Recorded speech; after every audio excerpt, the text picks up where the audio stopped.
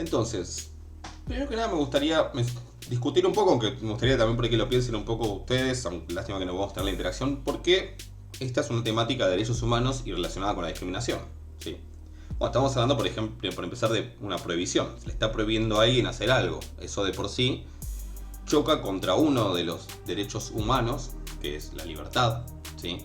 Contra la garantía de autonomía, ¿sí? De que cada uno puede hacer con su vida, con su cuerpo, lo que quiera, mientras no afecte a terceros, que es una discusión que podemos charlar un poquito desde lo jurídico, se da hasta qué punto está justificado no prohibir ciertas conductas si no afectan a terceros, o es que sí afectan a terceros, que es algo que se ha discutido en la jurisprudencia.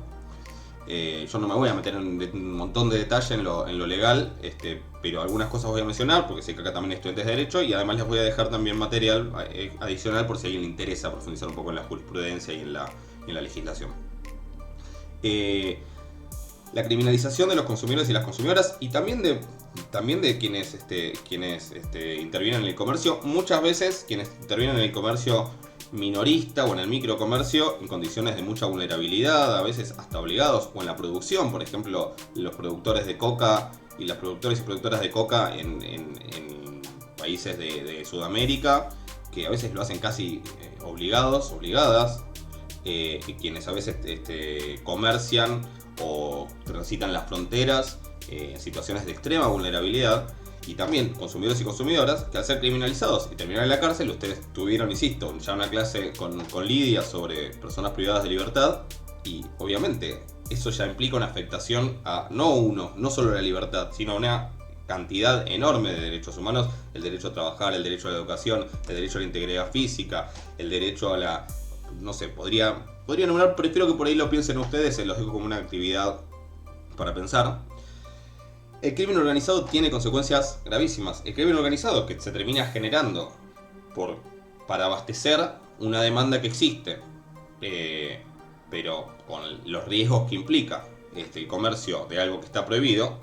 No solamente puedo pensar en la cocaína o en la marihuana, puedo pensar en el alcohol durante los 12 años que duró la ley seca en Estados Unidos, desde fines de la década del 10 hasta principios de la década del 30. Sí, creo que fue, no me acuerdo las fechas exactas, pero básicamente toda la década del 20 y un poco más y un poco menos fue la década de la ley seca. Generó el surgimiento o el florecimiento, si se quiere, de las mafias que se dedicaban a la comercialización del alcohol, que estaba prohibido.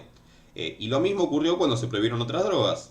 Ese crimen organizado tiene consecuencias gravísimas para la democracia, para la estabilidad y la viabilidad de los estados, ¿sí? Y para las personas, sobre todo las de mayor situación de vulnerabilidad. Y obviamente también esto que, como se veía en todo lo que estuvimos viendo, el estigma y la discriminación que se genera sobre todas las personas involucradas, pero sobre todo sobre las personas que consumen sustancias prohibidas. Con lo cual, claramente es una problemática de derechos humanos y claramente está relacionada con la discriminación. Y digo discriminación porque ahora me refiero a la clase que tuvieron con Analía sobre discriminación.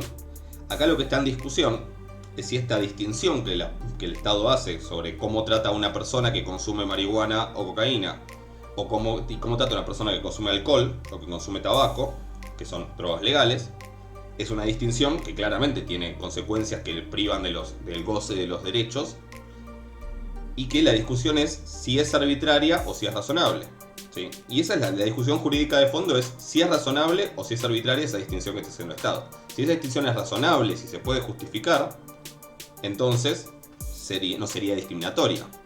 Si esa distinción es arbitraria, y ahora vamos a ver por qué yo me atrevería a afirmar que es arbitraria, y mucha gente afirma que esa distinción es arbitraria,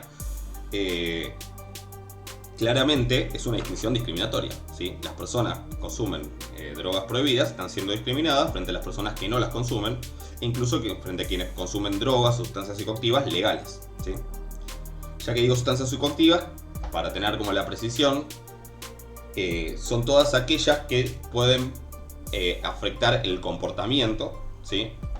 Porque son capaces de atravesar una barrera que separa que en el cerebro, que se llama barrera hematoencefálica, que impide el paso de ciertas sustancias, pero ciertas sustancias muy chiquititas, digamos, son capaces de atravesar esa barrera, entrar al cerebro y actuar directamente sobre el sistema nervioso y producir alteraciones en el funcionamiento del cerebro. Y eso produce alteraciones en la percepción, o el humor, o la conciencia, o la cognición, o el comportamiento, o todas esas cosas.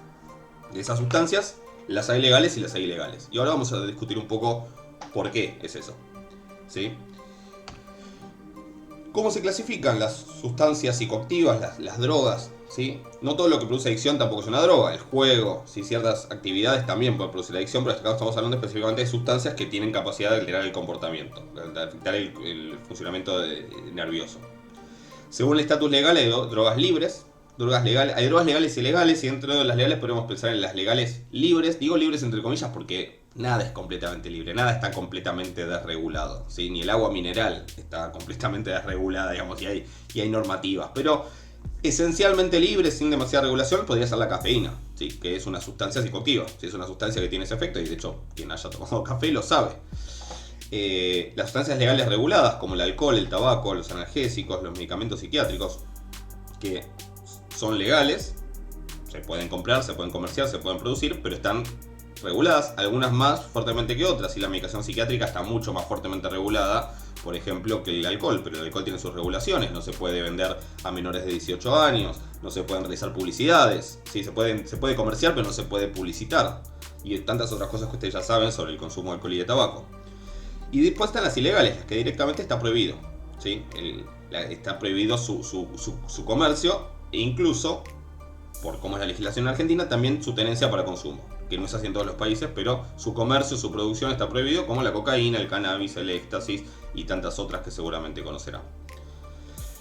Después, según su uso, se pueden clasificar en terapéuticas, ¿sí? Las que tienen un uso terapéutico, precisamente, recreativas, rituales, ¿sí? Por ejemplo la ayahuasca, en ciertos rituales de ciertas comunidades originarias, el uso industrial, algunas que también tienen aplicaciones fuera de lo psicoactivo, por ejemplo el cáñamo se puede usar, que es cierta variedad de cannabis, se puede usar para un montón de cuestiones, para un montón de productos industriales.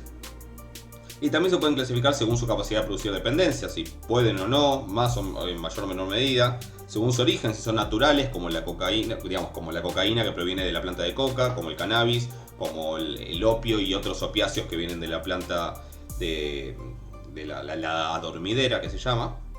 Según la forma de administración, pueden ser inyectables o de vía parenteral, se llama, pueden ser orales, pueden inhalarse, pueden fumarse. Y según los efectos analgésicos, que están los analgésicos, los que producen una disminución de las sensaciones de dolor y de otros estímulos, estimulantes, como el éxtasis por ejemplo, o la cocaína, alucinógenos como el LSD, depresores como el alcohol, etc. Y como dijimos, una de las clasificaciones en el fondo es que hay legales y ilegales. Hay sustancias que están prohibidas y que son ilegales. Y la pregunta es por qué unas sí están prohibidas y por qué otras no. Y normalmente el motivo que se esgrime es que se basa básicamente en la capacidad de generar daños o de producir adicción. Prohibimos las que tienen más capacidad de generar daños y de producir adicciones, y las que no generan tantos daños o no producen tanta adicción, no las prohibimos. Eso es lo que se suele esgrimir. Incluso en la legislación de muchos países, en Argentina básicamente hay sustancias prohibidas y que están en un listado, el listado de drogas que se llama, que se saca por un decreto presidencial, y todas las que no están ahí no están prohibidas, son legales. En otros países hay como varias listas que tienen diferentes restricciones. ¿Sí? La lista 1 es la que tiene mayores restricciones, la lista 2 menos, la lista 3 es la que menos restricciones tiene. Y después están las legales. Que es lo que pasa por ejemplo en Inglaterra, que les voy a mostrar en un estudio. Y hay cada vez más consenso en que esa clasificación de drogas legales y ilegales no guarda una relación clara o para nada con los efectos y los riesgos que generan. Hay un estudio, ¿sí? Del año 2007, y después hubo muchos otros, pero bueno, yo tengo este que si a alguien le interesa se los puedo hacer acercar, pero está en inglés. Que es un estudio que se llama, bueno, desarrollo de una escala racional para medir el daño de las drogas y su potencial mal uso, ¿sí? Y este es un estudio donde básicamente es un estudio interdisciplinario donde participaron médicos, psicólogos, psiquiatras y psiquiatres, trabajadores y trabajadoras sociales, personal de fuerzas de seguridad en Inglaterra, y cada uno obviamente desde una perspectiva muy distinta, que es interesante porque muchas veces se lo toma solo desde lo médico, o solo desde lo legal, o solo desde la seguridad. Y básicamente combinando mediante cierta técnica las apreciaciones de cada uno de ellos sobre diferentes sustancias, que ahí las tenemos más o menos marcadas, algunas de ellas las más interesantes, hicieron una escala de el riesgo que tienen. Además, ese riesgo después se divide en 3 partes, según el riesgo de generar daños para terceros, el riesgo para uno mismo, y no me acuerdo qué más, la verdad. Pero básicamente es un trabajo interdisciplinario bastante interesante, donde están todas las miradas, y entonces se les pone una escala, un puntaje, esa capacidad de generar, de ese riesgo, ¿sí? Eso de capacidad de generar daño para cada sustancia. Cuanto más alto, mayor es el riesgo, ¿no? Por ejemplo, acá la que puntuó más alto fue la heroína, que de una escala de 0 a 3 está en más como 2,8, una cosa por el estilo. O sea, está muy cerca del puntaje máximo de generar riesgo. La heroína, que es un derivado del opio.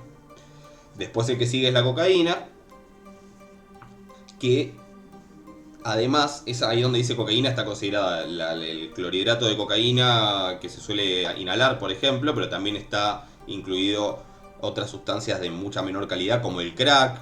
No les diría que el paco, pero cosas que están cerca de ser del paco, digamos, también están incluidas ahí. Si uno las separara, seguramente esas estarían más cerca de la heroína y la cocaína bajaría un poco, no un montón, pero solamente bajaría un poco en la escala. Después, por ejemplo, si ven, hay una barra que es la quinta en realidad, que es el alcohol. Y uno diría, bueno, pero ¿y el cannabis dónde está? Y uno puede ir bajando, ¿no? El cannabis está por el medio, ¿sí? Está, no sé si llegan a leer, pero hay una flechita ahí donde está indicado dónde está el cannabis. Está bastante por debajo del alcohol, e incluso también del tabaco, e incluso también de las benzodiazepinas, que son todas estas ansiolíticos que son de venta bajo receta archivada, ¿sí? Que tienen que generar receta en los psiquiatras, como el clonazepam o el alprazolam, que es el Alplax. Todas esas están muy por encima del cannabis. Más abajo están el LSD, por ejemplo, ¿sí? El GHB, que no sé si lo conocen, pero es un líquido que se consume que también tiene efectos estimulantes. El éxtasis, ¿sí? Más abajo. Y bueno, finalmente hay otras, digamos, si quieren pueden leer también. Después pueden mirarlo con más detalle. Pero básicamente lo que quiero mostrarles, más allá de cuál es cada una, estos tienen una escala de colores que básicamente tiene que ver con cuál es la clasificación de estas sustancias según la legislación del Reino Unido. Según la legislación de Inglaterra y del Reino Unido, las que están en rojo son las de clase A, que son las de la lista como las que son consideradas las más peligrosas. Las que están con un color muy clarito, como un rosa muy claro, son las de la lista B, que sería la que sigue. Las de color lila son las de la clase C, que sería como de las prohibidas o de las controladas, las menos peligrosas, ¿sí? Ahí, por ejemplo, está considerado el cannabis. Y las que están en celeste son las legales. Y lo que uno ve en la escala es que no es que están las rojas todas al principio, después las rosas, después las lilas y al final, abajo de todo, las celestes. Están completamente mezcladas. Incluso el quinto lugar lo ocupa una droga legal como el alcohol, en su capacidad de generar daños a terceros, daños a uno mismo, etc. Mientras que algunas ilegales y de la clase A, como el éxtasis, son la antepenúltima, la tercera, contando desde la que menos capacidad de generar daño tienen. Entonces, ¿qué concluyeron estos trabajadores, estos investigadores y estas investigadoras con este trabajo? Y en muchos otros se llegan a las mismas conclusiones. Bueno, que hay que plantearse si realmente la clasificación actual, más allá de que se dice que está hecha en base a valorar los riesgos de cada sustancia para los usuarios y para la sociedad, si realmente esto es así. ¿Cómo puede ser, por ejemplo, que el tabaco y el alcohol, que son que sean legales desde una perspectiva científica, es completamente arbitraria? Si realmente vamos a hacer lo que están diciendo, el tabaco y el alcohol deberían ser ilegales. No es que yo creo que deban ser ilegales, pero digo, no tiene sentido que, por ejemplo, el cannabis sea legal o que el éxtasis sea legal y en la categoría más alta, y que el alcohol y el tabaco sean sustancias legales. Ahí entra en juego la arbitrariedad. Porque quiero mencionar esto porque justamente esta arbitrariedad es la que lleva a que uno pueda decir que el trato contra las personas usuarias de sustancias ilegales sea discriminatorio. ¿Sí? Es esta arbitrariedad porque no tiene sentido, desde la experiencia científica no se puede sostener que tenga sentido que el cannabis sea ilegal o el éxtasis sea ilegal y que el alcohol sea legal. ¿Sí? No al menos con la excusa de que lo que se busca es controlar las sustancias que tienen más capacidad de generar daños o que son más peligrosas. Entonces, Básicamente, lo que dicen es que las discusiones basadas en una valoración formal del daño, más que en prejuicios y suposiciones, deberían ayudar a la sociedad a involucrarse en un debate más racional sobre los riesgos relativos y los daños de las drogas. Hace falta un debate racional, hace falta dejar los prejuicios atrás para tratar este tema, porque lo que arrastramos básicamente, estas legislaciones lo que arrastran son años, décadas y décadas de prejuicios y también de muchos motivos geopolíticos de los que podemos hablar. ¿Sí? La guerra contra las drogas tiene sus motivos políticos. La guerra contra las drogas a países más imperialistas como Estados Unidos le permitieron tener un control muy fuerte en un montón de países de Sudamérica y también de Centroamérica. ¿Sí? Les permiten tener bases en Colombia, les permiten tener una influencia política, les permitió en su momento también tener una influencia política muy fuerte en la región, bajo esta excusa de la guerra contra las drogas. Entonces, ¿por qué unas son ilegales y otras son ilegales? Bueno, la verdad es que todo indica que la explicación que se suele dar no es cierta, ¿sí? Hay factores históricos, insisto, hay motivos históricos que hacen que ciertas sustancias sean más populares o sea más difícil controlarlas y otras sea más fácil. Hay motivos económicos y culturales y políticos, ¿sí? Hay motivos geopolíticos que hacen que sea útil para ciertos intereses que ciertas drogas sean ilegales. ¿Sí? Por ejemplo, el cultivo de la hoja de coca en Bolivia es un cultivo que es muy importante para una parte muy importante de la población, ¿sí? Y eso, que se trate de erradicar la hoja de coca, que además tiene una importancia cultural, es una afrenta incluso a los derechos humanos, en particular a los derechos económicos y culturales de un montón de comunidades originarias, ¿sí? Y también existen factores ideológicos, racistas y xenófobos, estas ideas de que, bueno, quienes se drogan son de determinada manera o pertenecen a ciertas falsamente llamadas razas, ¿no? O son, por ejemplo, en Estados Unidos, el cannabis siempre se asoció a la inmigración mexicana. En otros lugares se asocia también la cocaína, por ejemplo, también se asocia mucho en Estados Unidos a veces a la población afrodescendiente. Entonces existen un montón de factores mucho más complejos, ¿sí? Que decir simplemente estas son ilegales porque producen más daño, estas son legales porque producen menos daño. Cuando hablamos del consumo de sustancias psicoactivas, nosotros tenemos que distinguir entre consumos problemáticos y no problemáticos. Hay consumos que no generan problemas ni a terceros ni a uno en una cantidad apreciable. Hay consumos que generan problemas desde ya. Pero no es lo mismo tampoco un consumo problemático de abuso, ¿sí? Un uso excesivo que genera consecuencias negativas ocasionales o reiteradas, leves o graves. Y otra cosa muy distinta es una adicción, que es una dependencia patológica que condiciona diferentes o todos los ámbitos de la vida y hay una necesidad de reiterar el consumo que no se puede evitar, que no se puede contener, y son situaciones diferentes, ¿sí? O sea, para que el consumo sea problemático tampoco tiene por qué ser una adicción. De paso, ya que estamos hablando de esto, ustedes todavía no tuvieron la clase con Alicia sobre la ley de salud mental, ¿sí? Sobre salud mental y derechos humanos, pero la van a tener.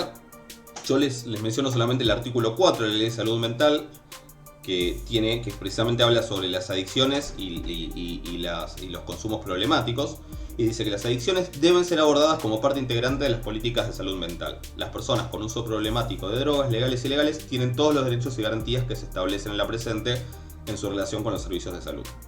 Que viene un poco a cubrir un vacío, y esto es algo que recién que se va avanzando de a poco, porque esta ley creo que tiene unos 15 años o menos. Alicia les va a saber decir mejor que yo, pero es una ley relativamente nueva que todavía se implementa de a poco y que falta, digamos, avanzar en esta perspectiva.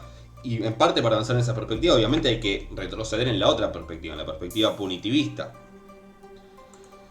Entonces, básicamente el abordaje de la cuestión de las drogas se puede abordar desde varios paradigmas, desde varias perspectivas, y de hecho hay como un avance histórico de estas perspectivas. El primero y en el que se viene haciendo hace décadas es el paradigma penal, ¿sí? Es la perspectiva de ir desde la justicia penal, desde la criminalización, tanto como con quienes comercian o producen, como también con quienes consumen, que es un paradigma que está basado en el racismo, la xenofobia y la pobreza, ¿sí? O sea, digamos, la discriminación hacia las personas por ser pobres.